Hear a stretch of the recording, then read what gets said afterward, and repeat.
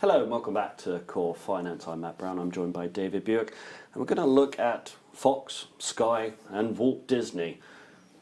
Just talk us through what's going on there and what's your take on that? Wish I knew.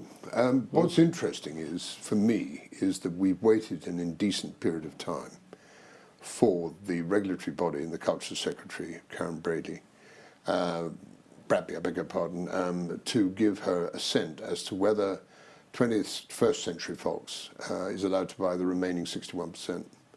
And, you know, there's no reason on earth, apart from what I would describe as editorial professional jealousy, which has prevented this happening. I don't buy any of the other reasons at all. It's gone on far too long. It's not a good aspect. As far as I'm concerned, I mean, you know, Rupert Murdoch is a much maligned individual. Okay, we had the very unfortunate situation over the News of the World.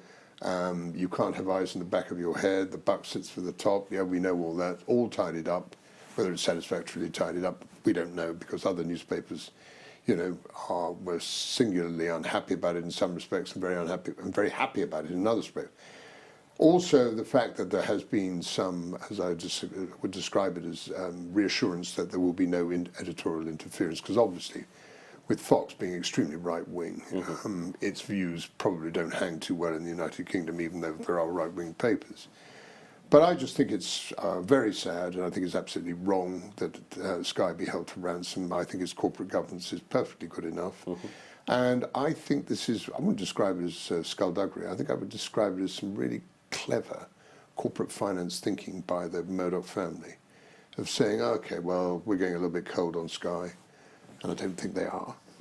But the fact remains is that if 20th century, sorry, I keep saying that, 21st Century Fox is bought by Walt Disney, and Bob Eisner seems to be, the CEO of Walt Disney, seems to be quite keen on the idea that there's some decent synergy, then you have really got competition issues there.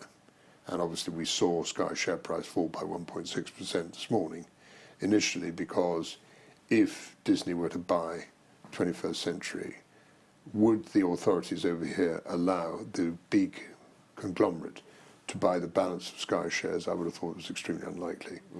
But I think they're all playing games. I think it's great fun. And the only people I'd feel a little bit uncomfortable for are the staff of Sky, because I think they've been dealt an uncomfortably and untidy deal, and I think it's most unfair. But you have to have some respect for Rupert Murdoch. He's been messed around by the authorities over here. It's taken far too long. It's not that difficult a question to answer.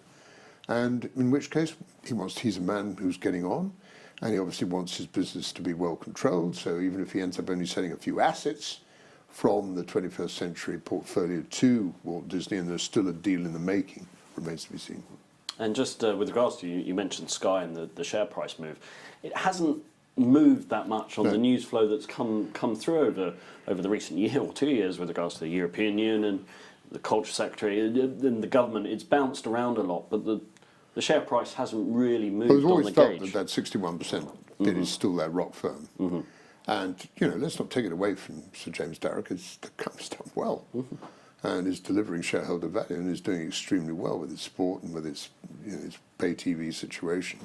So as a business unit, it's not being taken over because it's a pub. It's been taken over because it's a hell of an asset. And that's why I think the price hasn't gone down. Understood. David, thank you very much for joining us today.